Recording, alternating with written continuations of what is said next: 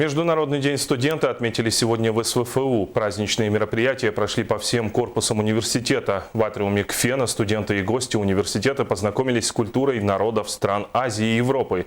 Всего 24 страны представили свою национальную кухню и рассказали о своей культуре.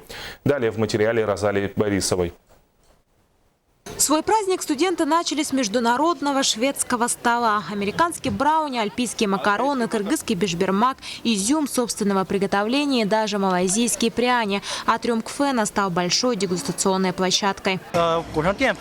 Ананас со свининой в кисло-сладком соусе. Сначала нужно окунуть свинину в крахмал, затем ее жарить. Я еще добавил красный перец и украшения. Это морковка и огурцы.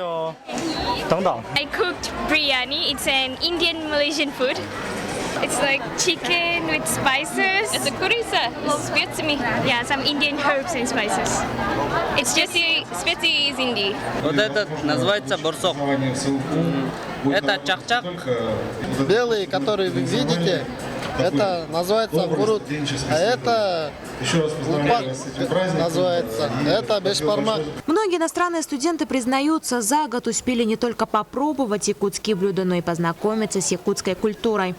Пропробовала саламат, оленина, жеребятина. Да, и вкусно.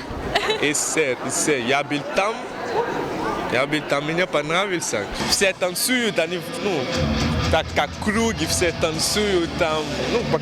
Они показали много чего, которые мне понравилось. У меня сейчас много друзей, с которыми, я могу общаться и что-то. Они симпатические.